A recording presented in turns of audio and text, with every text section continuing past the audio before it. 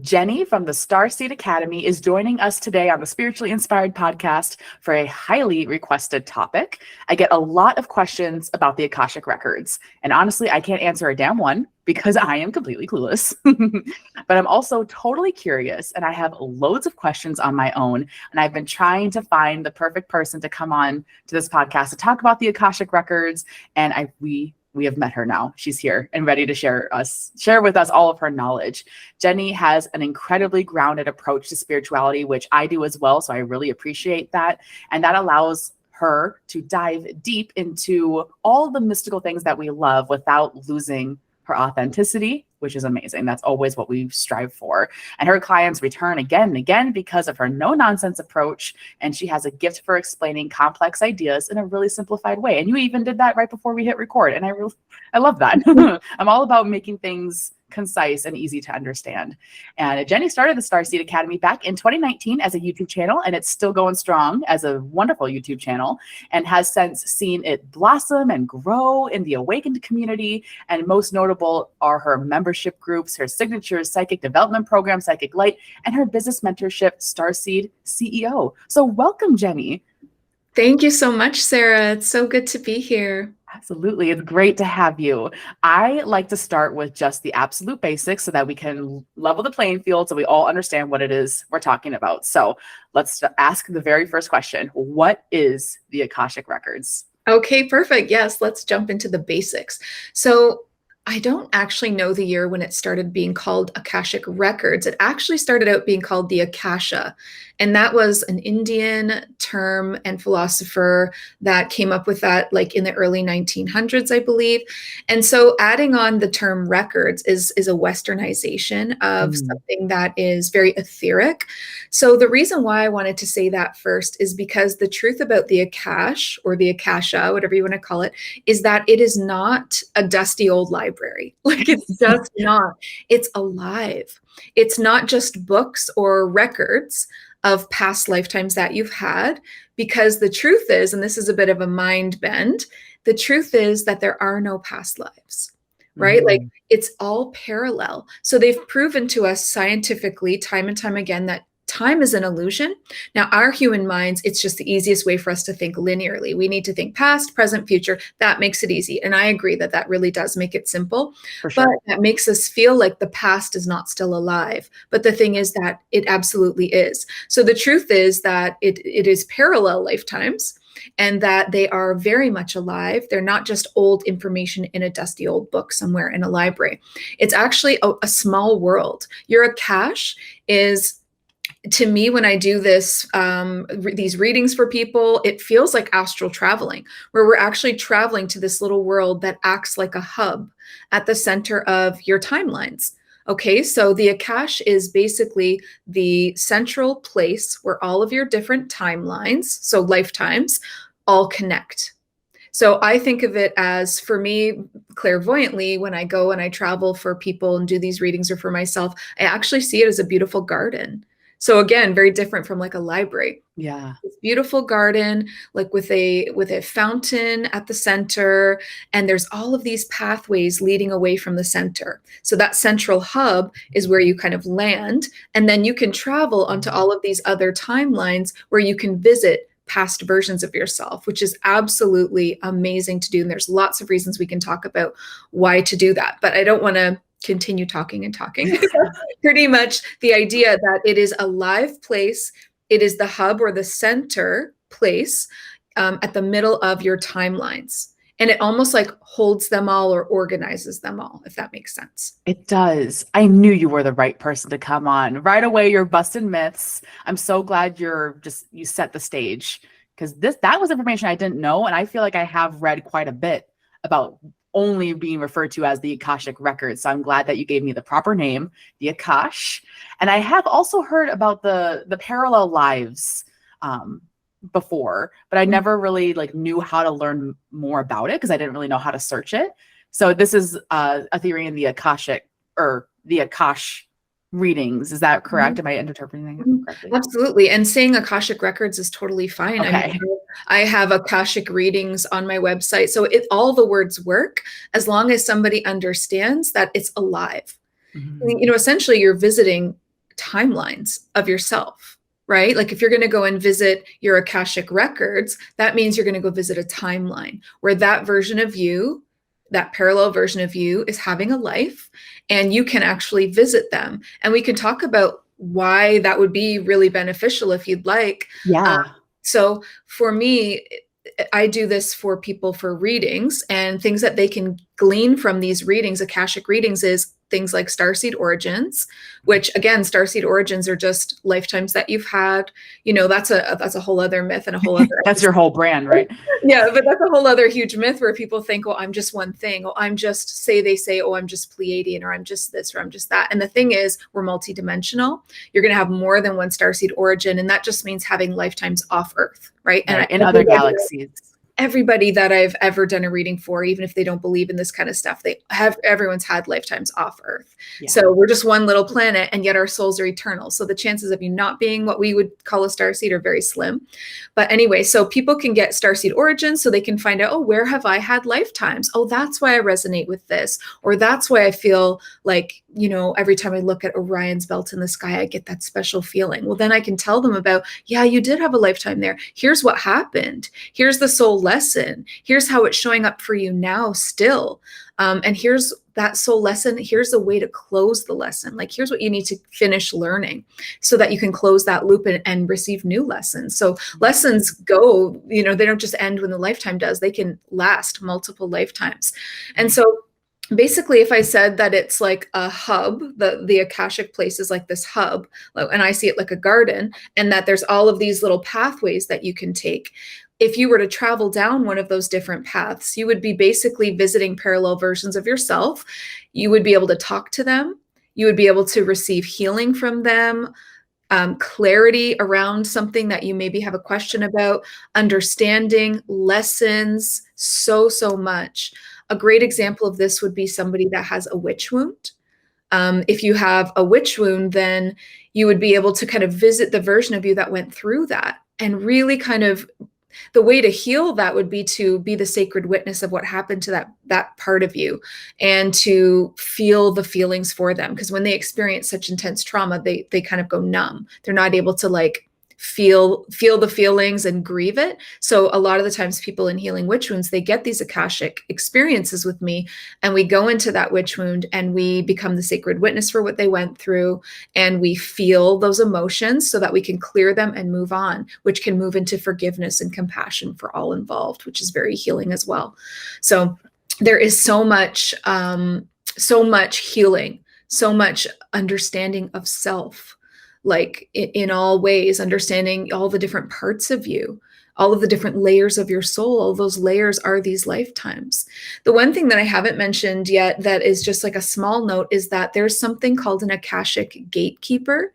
This is actually a guide on your spirit team, someone that knows you extremely well, and they would be in that Akashic place, that hub, kind of protecting the access to all of your timelines. And they would guide you when you get there to help you choose the right life, right? We don't just want to choose willy-nilly. It's like, it's about choosing what's the most important for you now, what's actually going to be for your highest good, what's actually going to be beneficial. And then everyone's Akashic gatekeeper is super unique and different too. Like, I've seen angels, I've seen galactic beings, I've seen owls, I've seen so many, and that's like, your team is so specific and unique, and your Akashic gatekeeper is just another member on your team that knows you extremely well. Yeah. That's amazing. So many good clarifying pieces of information in what you've shared already. I'm blown away. I love how you're talking about the layers of your soul, how we're not just one thing. That is so true. And you don't need to be into spirituality to believe this. Like, your identity is so deep.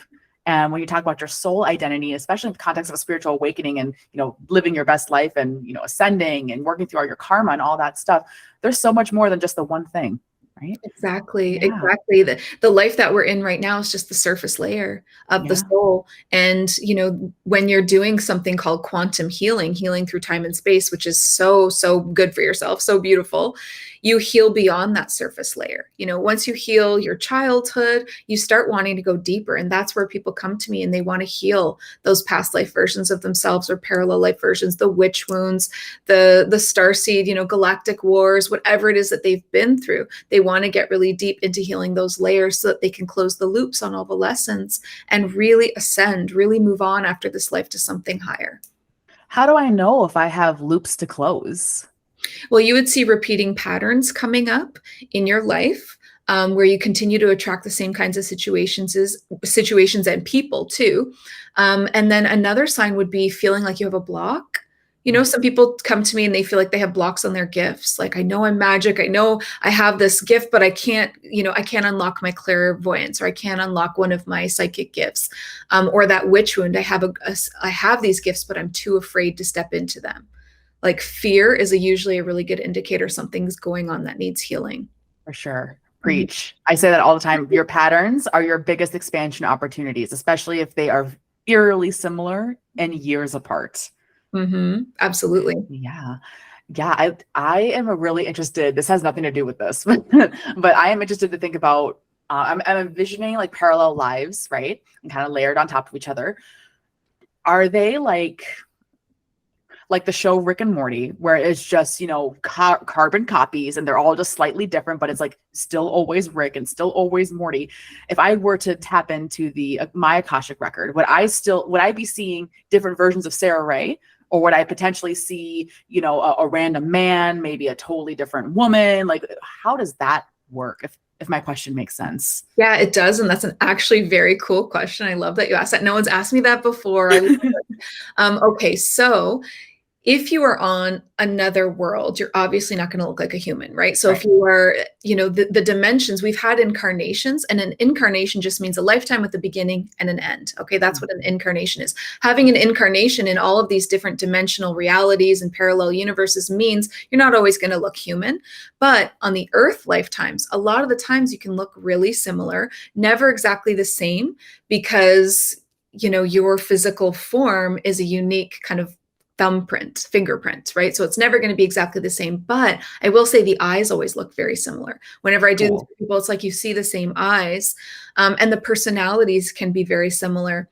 And one interesting thing I've never shared before, but I love that you asked this because it's bringing out all my little tips, is that in a lifetime, if you are working on the same lessons, the first letter of your name will often be the same. So I had a lifetime as a soldier named James, and I've had lifetime as a woman named Jura, and they all started with J. And my name is Jenny. And it's interesting, these are my most recent lives on my, if you were looking at something that feels closest to you, even though time and space don't really work like that, it feels closest to my experience now. I'm still working on those lessons. So my name is similar because letters, words, names hold great meaning, like they hold a frequency, right? So if your name starts with an S now and you're still working on the same lessons as you were, maybe you have a witch wound, maybe you were a kitchen witch or somebody that had a lot of power in the 1800s or 1700s or even earlier, you probably had the same letter. It's probably still be an S. And then when you close the loop, it's like the names go completely different. It's really interesting when I've never heard anyone else talk about it, but it's something I've put together from seeing people's Akashic lifetimes over and over and over again. I can see the ones that are closest to them look similar in name, and the ones further away or future ones look very different in the name. It's like a whole other letter, a whole other sound. That is so fascinating. It makes perfect sense. And then you can also think about the letters in terms of your language, that that letter represents a certain number in the alphabet. We can add a layer of numerology in there too. Ooh, I love that. Yeah, that was the first thing my mind went to. That makes so much sense. And that can also represent your culture too, which represents all different layers of facets of your personality. It's so interesting to think about how deep it really goes with everything. And that everything is divinely orchestrated, right? Like that your name isn't just a by chance thing. Nothing about you is by chance. It's all so orchestrated. I totally agree. When I was pregnant a couple years ago, I asked because I knew it was a girl because a psychic friend told me it was going to be a girl before it was confirmed. I knew it was a little girl. And I kept trying to ask her, like, what is your name? Like, I want to name you the right name. This is before I was really into the Akashic Records, or not even really into, but even knew what they were. I was like, I need to know what your name is. I need to make sure that I pick the right name. I had this huge block of choosing a name, and the J kept coming to me, and I didn't. That was it though, just J. And eventually, I just let it go because I had other things to focus on. I was birthing a human out of my body, so I wasn't so concerned about that anymore. But eventually, like, she did get a name that has a J in it, Evelyn Jade. And that was a name that my husband picked. Like, I didn't pick that name. My husband picked it. And he didn't really know about what I was doing. So it worked out okay. And I say that all that to kind of prove the fact that nothing is by accident, even though somebody else seemingly has control over it. That felt right to them for a reason, right? Yeah. Like, your mom didn't just randomly name you Jenny for no reason, right? Or Jennifer. I don't know what your full name is, but they didn't just randomly pick that. Yeah, it's Jenny. Fun. But they were probably inspired to do so, right? Either by me, the soul within the mom, like you were getting, or from, outside, just intuition themselves. Yeah. So I cool. love that. I'm so glad you brought that up. And then you can even go deeper with the days that you were born and where and when, and all of that.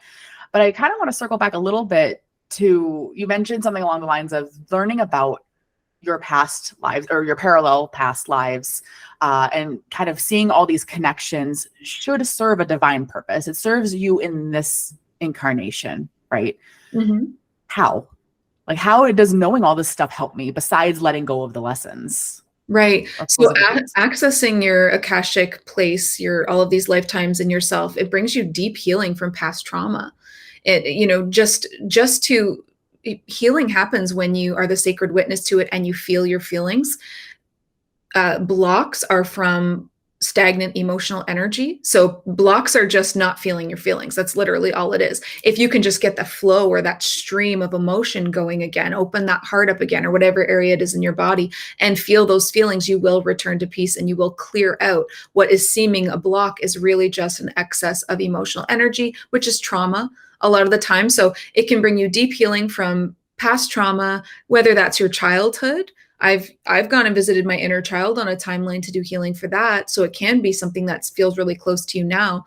And then I've also gone into other lifetimes on Earth where I've gone and visited that person and seen what they went through, and just the way you would with your inner child, you hold them, you bring them love, you have conversations with them. And if you're able to speak the language of the clairs, which is something that I teach in Psychic Light, which just means to be able to tune in to these beings.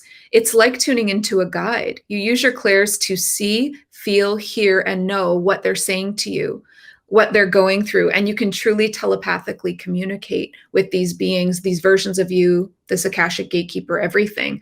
And it's so real, and it's so impactful and so healing for you, the soul. That's what I think quantum healing is. That's healing on a soul level. It's healing beyond the surface of the life you're in, where you go deeper. Once you heal your childhood, it's time to get deeper. Of course, that should be the first thing. But once you do that, then it's time to go like deeper and deeper and deeper into these lifetimes and healing. And so, yeah, witch wounds, soul retrievals, all of that. Yeah. I only know about one of my past lives, and I think I learned about it on a fluke. And I don't know, like, its distance relevant to where I am right now, but I was on a ship of some kind, and like a pirate-esque ship. And I either fell overboard or was sent overboard and then dragged under by, the megalodon or something terrifying, the Kraken, who knows? So I didn't just drown, like I was killed. And that came out at a time where I had decided that I was going to get over my fear of water, which I don't do water. Like, if anyone knows me, like, I'll put my feet in the tub and that's basically it. I don't do water. So I decided I wanted to be done with that. And then very quickly, I happened to meet somebody who was like, oh, by the way, your past life is this. And like, she was able to tell me a little bit more about it. And I was like, wow, maybe that's where that came forth and came from. I learned a little bit more, and now I'm not scared of water in the same way. So is that the type of healing that we're looking to do when we do Akashic readings? And that is your sign, because you were asking before, how do I know if I have healing to do? How do I know if I have these blocks? How do I know if I haven't closed the loop? That's a perfect sign of a wound, right? Like a fear of something that makes no sense.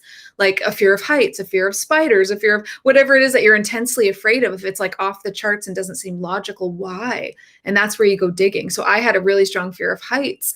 And then I went to Sedona a couple of months ago, and I was climbing a mountain, and I was getting really triggered by these heights. And because I was also in a place of very strong spiritual energy, like Sedona has a lot of vortexes. We were on Bell Rock, and there's this really powerful vortex on Bell Rock, and it brought up something. I could feel something was rising. Like I said, totally illogical amounts of fear and tears and all the things.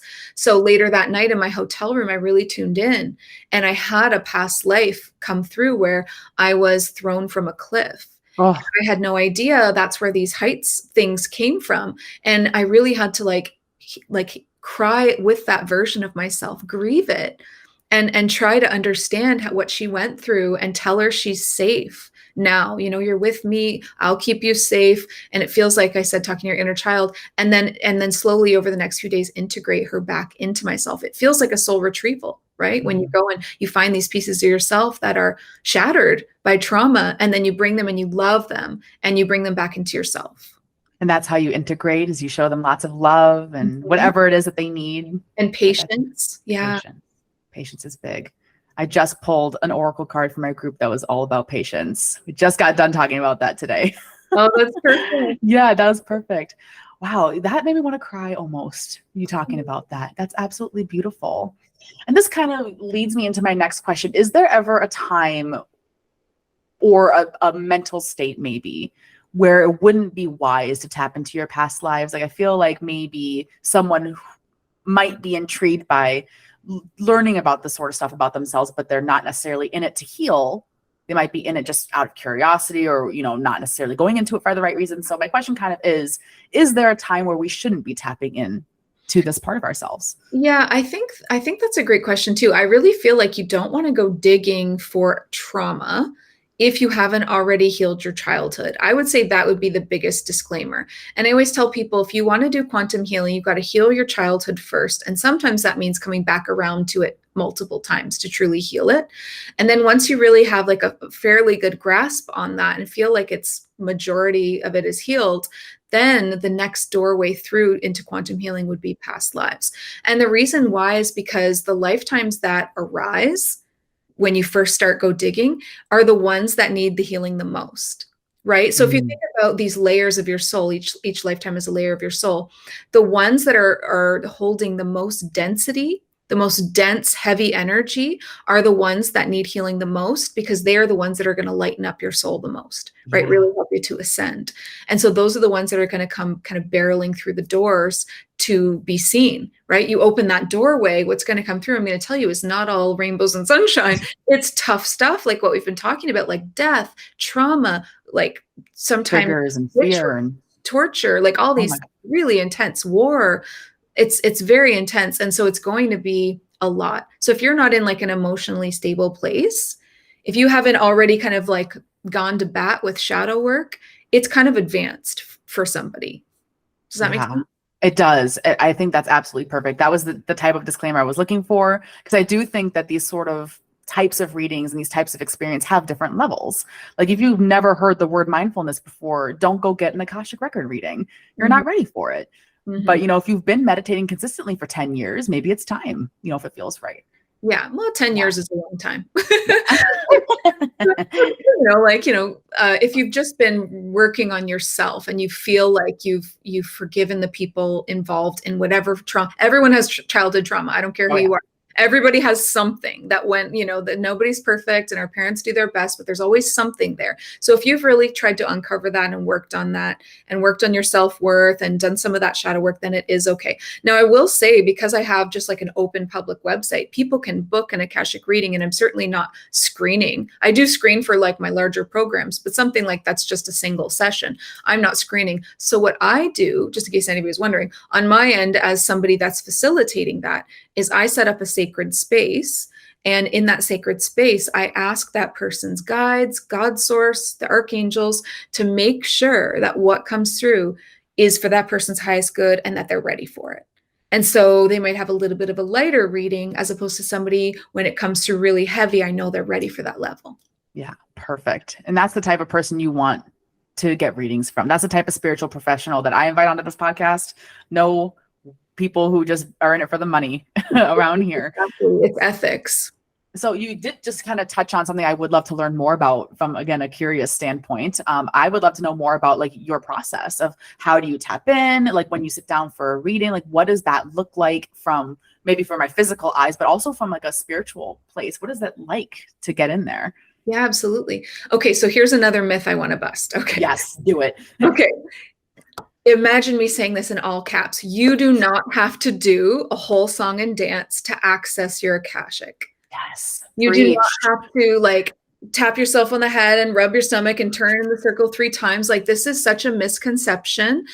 Prayers and rituals that people say you have to say it this way, you have to read it, you have to do it 3 times. It's actually not necessary. That's honestly very ego. Like, it's not needed. The truth is that your Akashic records are highly personal, highly personal. They're yours. So how could somebody else tell you how to access them? That's your special sacred place. And to invite somebody in there like me to do a reading for you is an honor, and I'm very respectful of that. But you can access them on your own. You can absolutely ask your guides, your higher self, to do that. So to be honest, I actually created this guided experience that people can get on my website if they're interested. It's free, and it's called Akashic Journey. And that's for somebody that just wants a taste. They just want to, they're not maybe ready to work with somebody like me yet.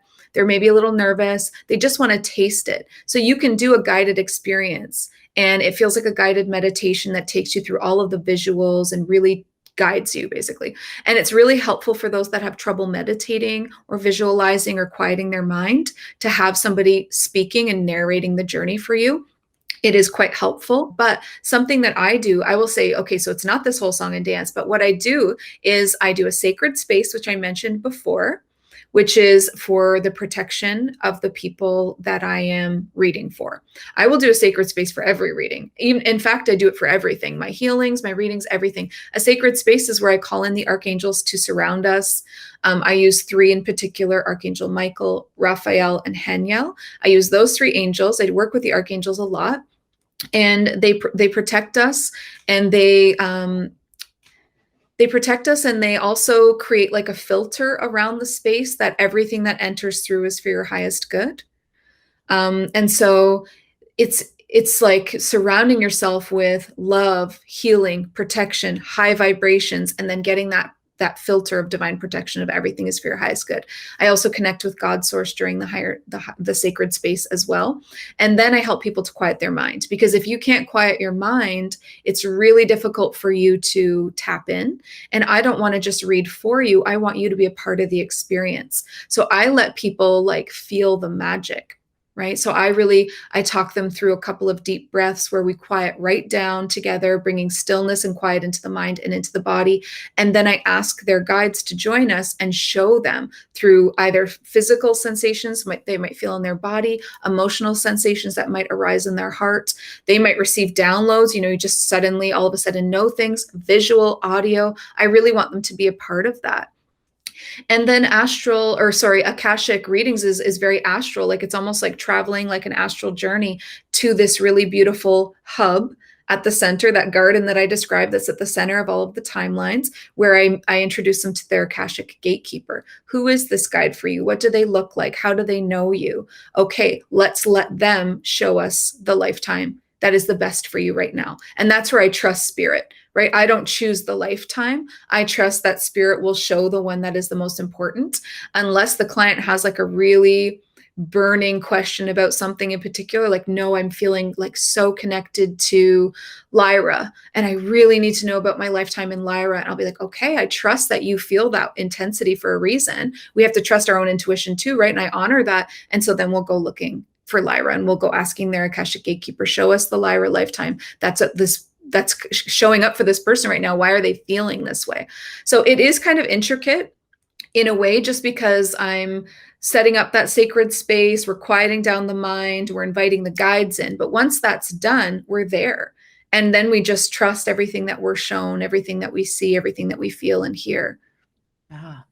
Yeah. So how do you come out of it then? Just open your eyes and stand up and walk away?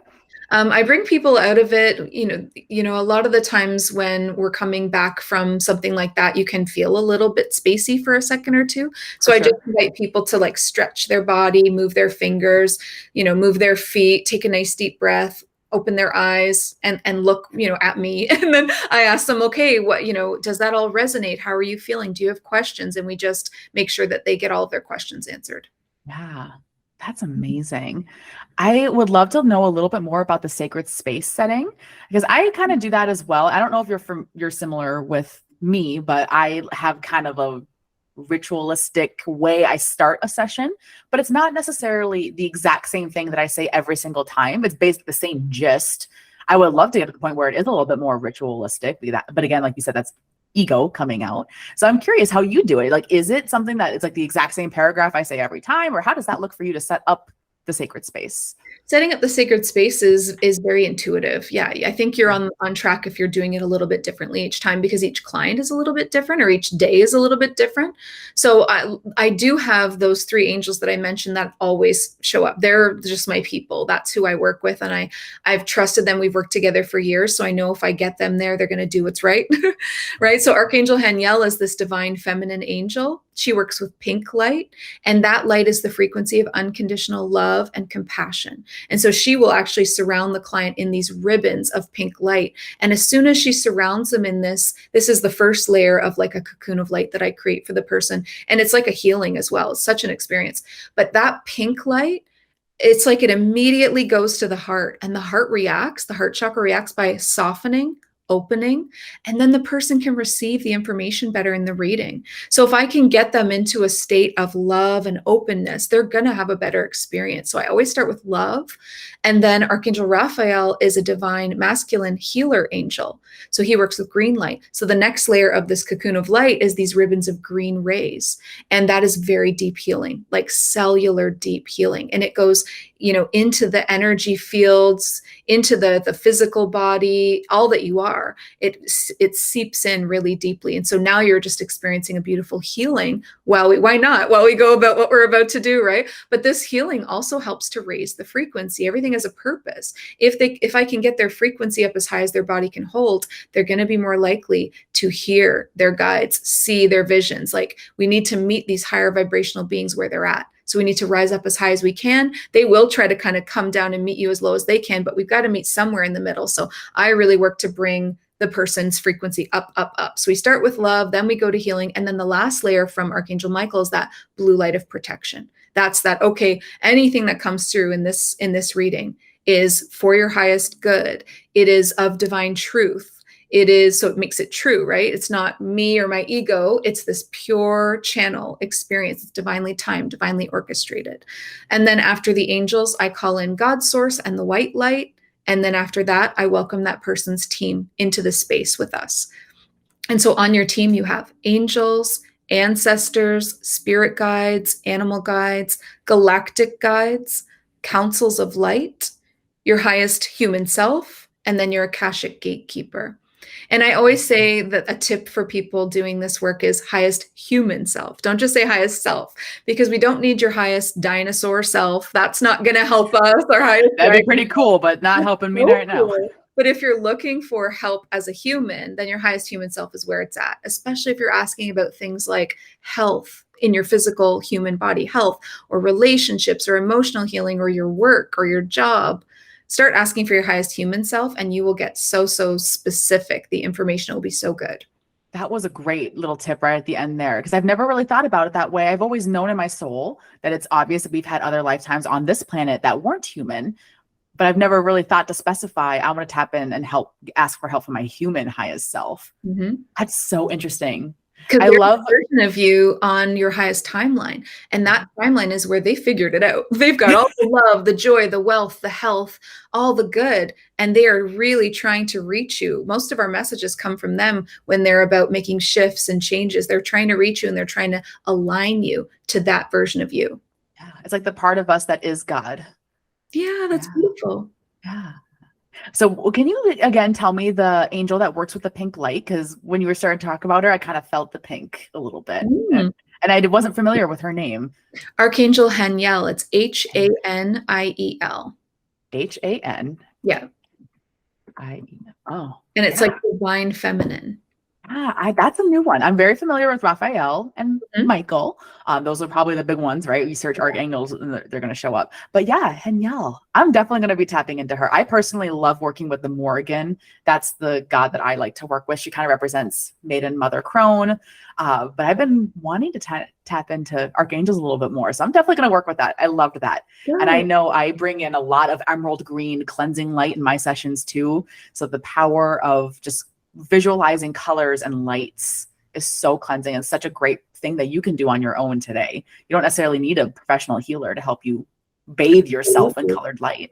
Absolutely. And just like you said, numbers, letters all have a frequency. Color has a frequency. I speak the language of color. Like, it just makes so much sense to me. I speak the language of numbers. Intuitively, I understand what they're trying to say to me or what color I need. And so you don't always have to logically even understand. Trust your intuition of what lights and what colors you need. Yeah, that's so true. So if someone wanted to try their hand at doing this for themselves, it seems like that's probably the best way to kind of start getting familiar with it before diving headfirst into a professional reading. You mentioned your free meditation that's on your website. Would that be a good place to start? Or maybe should we start with the archangels, calling those in? How can we kind of start easing into this sort of practice on a personal level? I think that my Akashic journey is really, really great for beginners. And I've had people have like the most incredibly visual experiences from that. It is very safe to do it that way, but there is absolutely nothing wrong with it. And in fact, you should be talking to your guides, your angels all the time. I talk to mine so many times a day. And a really beautiful tip around that is don't be too formal. You're not praying to them and you're not worshiping them. They are your friends and your family. Talk to them the way that you would talk to your best friend. When you remove the wall of formality, they will meet you there. They will meet you and you will find out that they are hilarious. They have senses of humor. They love to tease. They have feelings and emotions. They're amazing and they're all very different. Each guide has a different kind of role in your life. There's protectors, there's teachers, there's healers. There's so much. Get to know them, right? And if you don't know how to start, just ask. Talk out loud, ask for what you want. Okay, guides, I'd like to start to get to know you. Can the guide that's working with me now or the one that would be the most helpful for me start to communicate with me? Send me signs. And then you have to make sure you listen, though. You can't just talk.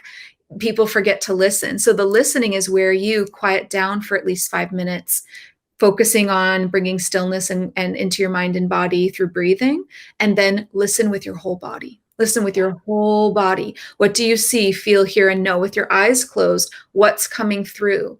And don't discount claircognizance, which is suddenly just knowing things. It's not your imagination when you've asked for this sign, right? So what's coming up for you? What do you suddenly know? Or what do you feel? Maybe you just feel overwhelming love. And that means that guide is letting you know how much they love you.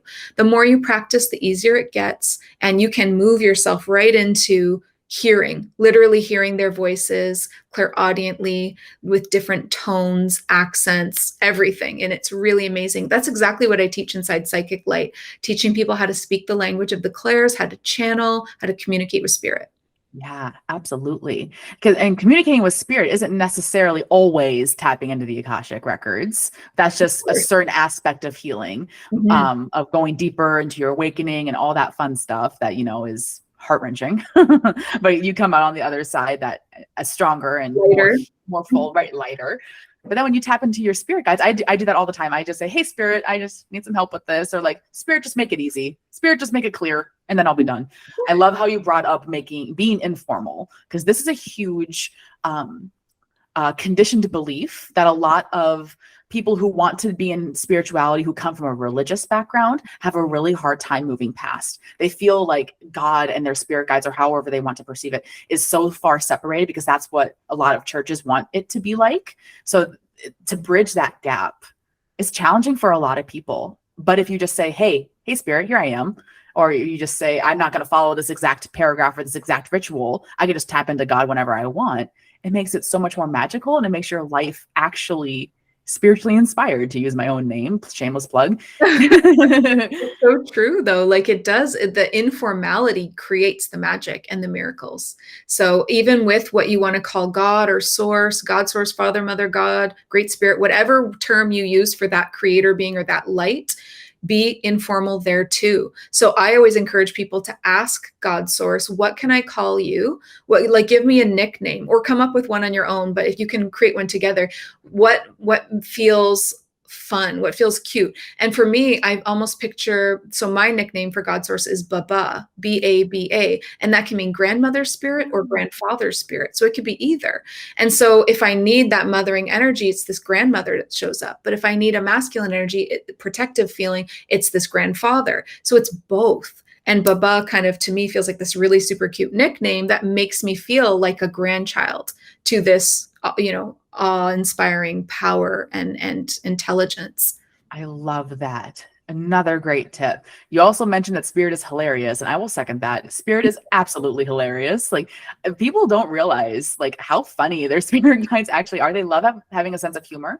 People forget that we all come from that childhood place. That's why it's so important to heal your inner child, because we just want to have fun. And the universe really responds to fun and innocence and play, because we can't take ourselves too seriously. If we take ourselves too seriously, then what's the freaking point, right? We're not having fun. Yeah, such a good point. Such a good point. And playfulness is such a high vibration. It is. It's just pure innocence and joy. It brings you right back to that time before the world hardened your ego, and a little bit more magical, a little bit more open, like most children are. Yeah, that's your divinity. Absolutely. Yeah, I love that. Ah, this has been such an amazing episode. I've been dying to learn about the Akashic Records. You've answered all of my questions and also busted a lot of the myths that didn't make sense to me that I was going to ask you about. You busted them all basically right away, and then my whole concept of the Akashic Records changed, and I really appreciate that.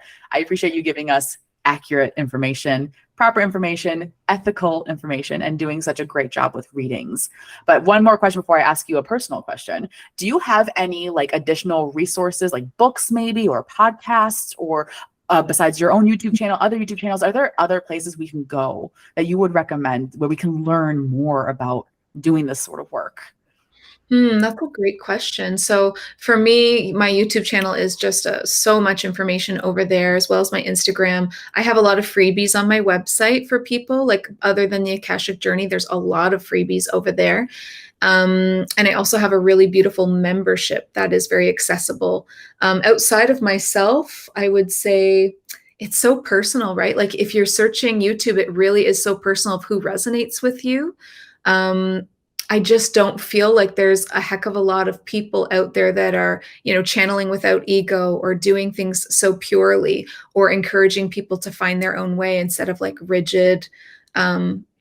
these rigid rules and rituals and all of that. So I really don't have anything offhand that I could offer because I really created all of this through like being grounded, being open, removing the ego, and just being like wanting to be of service and to help people from a genuine place. Yeah. I'm glad you said that in that way, because it is true that there are a lot of people out there that are spreading misinformation, possibly not on purpose, but it's just not of the highest vibration that it could be. So yeah, I'm glad you brought that up. Good thing we have you. We can follow you and learn more about you. If somebody is like, ego or like channeling with ego or offering up information, and you feel like the root of it is paranoia, or you feel like the root of it is fear, if it's not love, it's not for you. Yeah, that's a great thing to say. So speaking of all of that, how can we find you? Where do we find your resources? How do we dive in to your Starseed Academy? Yeah, so definitely come follow me for new videos every Sunday on YouTube. It's just Starseed Academy. And then you can also find me on Instagram, Starseed Academy with the blue check. And I've got all of my links in my bio there to my website, my freebies, everything. Do you have a light in your window or something? Because I keep seeing things floating around your head and I can't tell if they're lights. I have a lamp right here, but I also usually get a lot of orbs. Yeah, I've been seeing a lot of them, and I just wasn't sure because I have a window here that shines light on my wall. But I've definitely been seeing. Oh, you just saw that there. but I've definitely been seeing a lot of orbs floating around you. I just didn't Amazing. I love that. We'll have to go back and look at the video and I will see. definitely do that. Yay! Thank you so much for sharing all that with us, Jenny. This has been absolutely incredible. Thank you for enlightening me and satiating my curiosity. Thank you so much for having me. You're such a pleasure to talk to. Oh, thank you. You're a pleasure to talk to too. I love your energy.